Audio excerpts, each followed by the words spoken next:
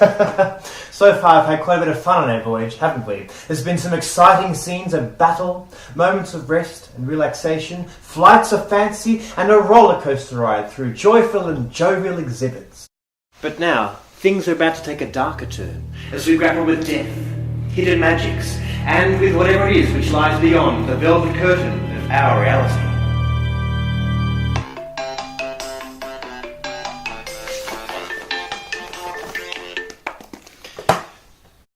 Our next destination is Saturn, bringer of old age.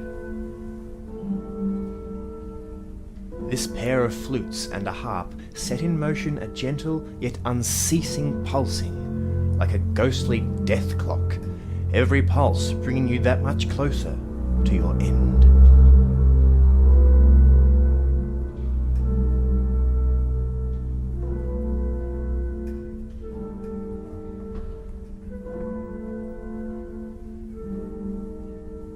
But what are these yawning lines from the strings representing?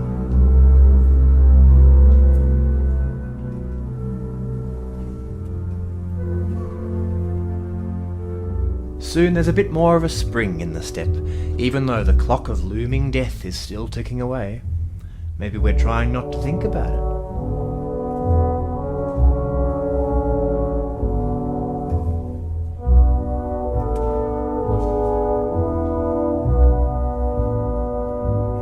Like time itself, the pulse is always present in some way throughout Saturn.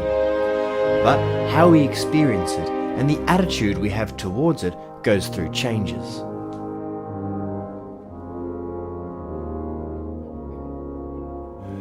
Whether we're quietly unsure,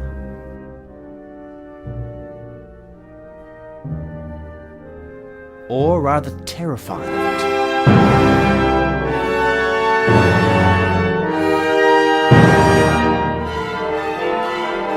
Or whether we welcome it with a sense of peace and acceptance. Listening through Saturn is a bit like being stuck inside the head of someone who is faced with the unstoppable forward marching of their own mortality, and the emotional journey they undertake in order to deal with it. In short, it's a lot like eating 2-minute noodles. That's right, folks. It took just 2 of your Earth minutes for me to make this delicious meal through the wonders of this remarkable machine. But if you think that's amazing, wait till you see some real magic. Allow me to share with you the 4 magic symbols.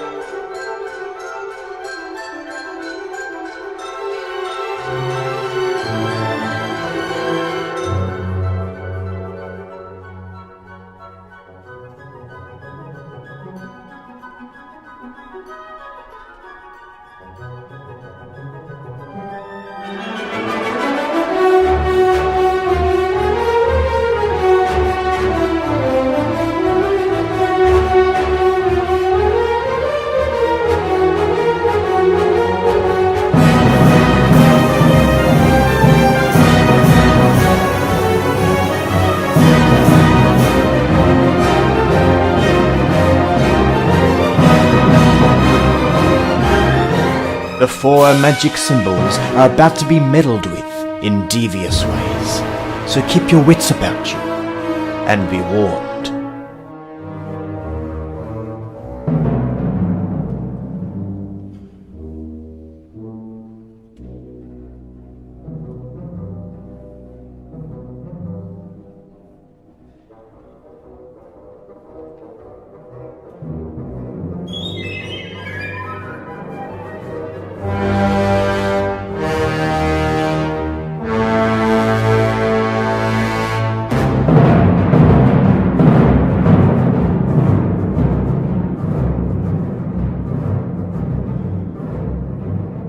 magic symbols can be whispered softly,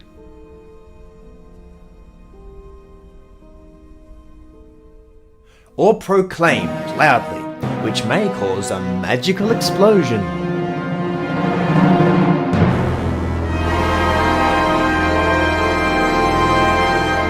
Anyway, I'm pretty sure you get the gist of this one. We have but one last stop on our space tour.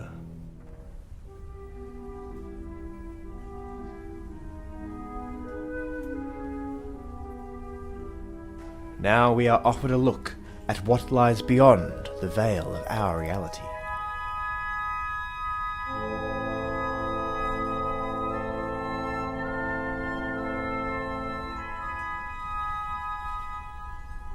This mysterious flute melody feels almost like it's beckoning us to another world, like one of those fantasy films where you discover the hidden door which leads you into a supernatural place.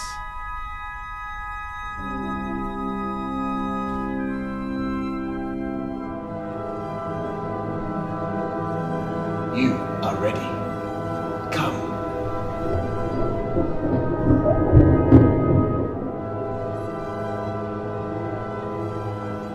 We are taken by the hand through strange lands, and we are shown many strange things.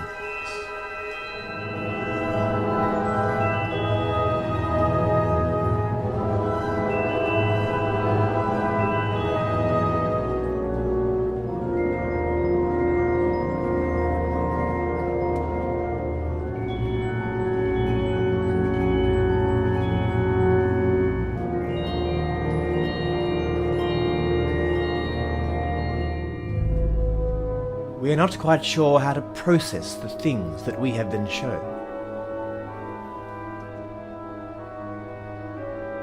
But the biggest reveal comes right near the end. In this world of strange shapes and unclear directions, we hear something we never expected to hear. Human voices.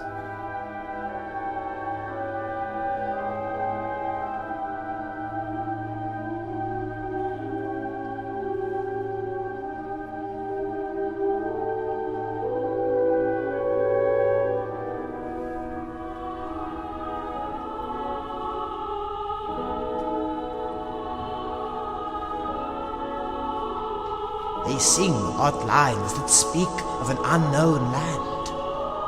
Could it be? Do these songstresses hold the truth?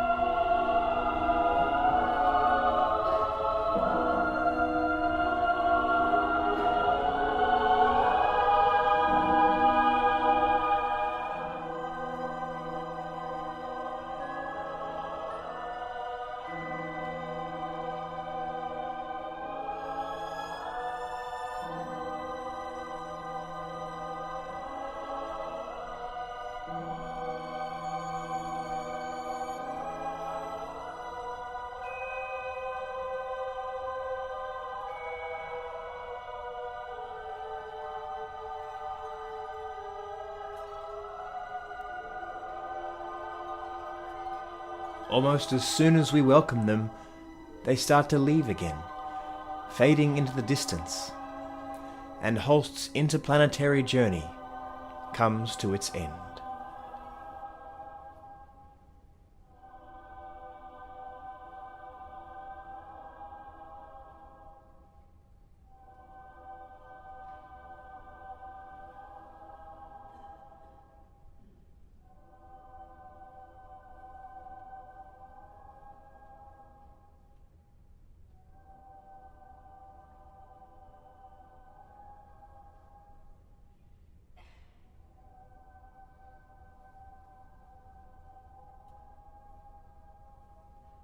Well, there you are, Holst's the Planets. If you dare to take the full journey yourself through the good orchestra featured in this video, then simply follow the link provided. So what have we learnt from all this? Did Gustav really think of Mars as a star destroyer, and of Uranus as a prancing magician?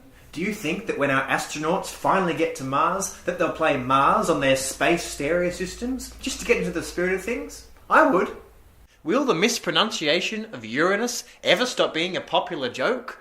Some people have based their entire careers off of that. If there's one thing I know for certain, it's that space is very, very big, and that there's no real danger of a gas-like being from Jupiter ever hearing Jupiter. Otherwise, we might be in danger of cultural appropriation. And if there's one thing that I have learned from all my hours on Wikipedia, it's that Jupiter aliens are the worst aliens. End